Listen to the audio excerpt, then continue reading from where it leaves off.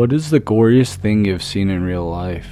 Found my dad dead. He'd probably been like that for about 3 days. Either a heart attack or stroke. They didn't do an autopsy. It wasn't that bad, but it smelled a little. My mom shot herself in the head about 20 feet away from me. I had my back turned, so I didn't see all of it.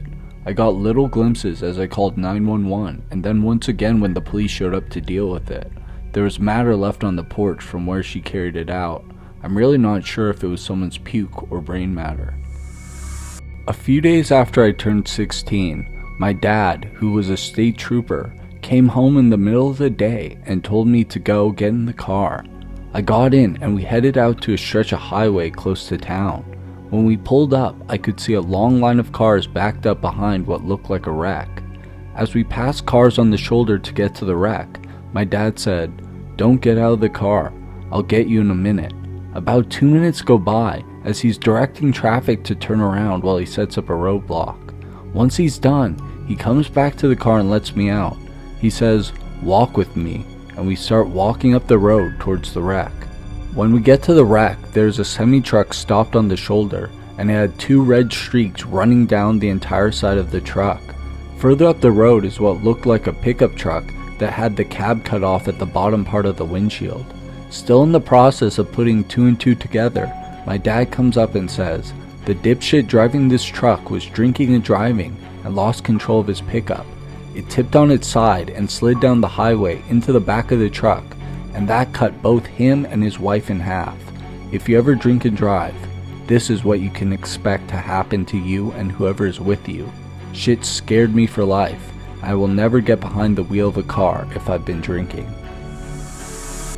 Near where I live, a 17-year-old boy went missing. A week later I was on a walk, and as I walked past the bush I was hit by a strong smell.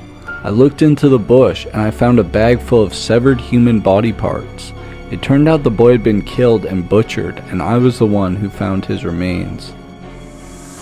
I was driving one of those 5-ton work trucks pulling a large wood chipper close to 3,000 pounds when a guy on a moped scooter came into my lane and hit the chipper going the opposite direction. He hit the chipper so hard it blew open a diamond plate aluminum box on the side and unbeaded the tire from the rim. He didn't die instantly. His shoes blew off and so did his helmet. I've never seen, and hopefully never will again, see a person that mangled. This was just 7 days after my son was born at home. In just a week I saw a life come into this world and one go out.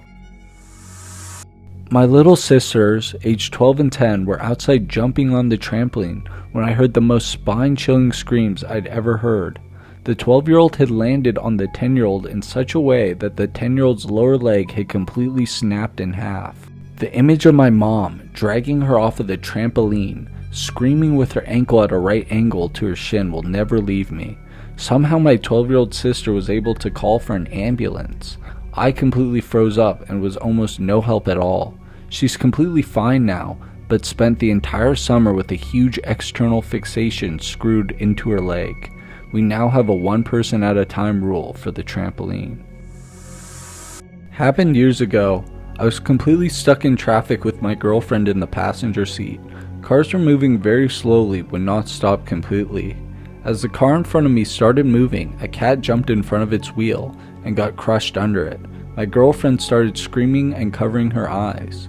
We couldn't see the cat in front of my car. I got out to see. Man, it was awful. The cat's belly was flattened. Guts and blood had sprayed out like a balloon exploded. It was making this weird sound, trying to scream I think, with one of its front legs moving on the ground. I didn't know what to do to help him. I looked at where it was relative to my front wheel and got back in my car. My girlfriend asked me if the cat was okay. I said, "It's dead."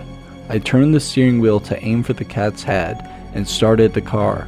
My girlfriend didn't feel any bump, but fuck me, the feeling of small resistance in the clutch still haunts me. Went off-roading behind some apartments since there's this huge park right next to it. Went through a sketchy trail with trash littering the ground. Next to the trail was a dog cage, and inside was a pit bull that looked like it was shot in the head, covered in a bloody blanket and a chrome chain. Maybe the dog attacked someone, but I don't know enough about that. Had a nightmare about that day since. I found a woman who had shot herself upwards through the bottom of her jaw. She was in her car in the parking lot of a job I had at the time. She was still alive for a few minutes after I found her. She didn't make it.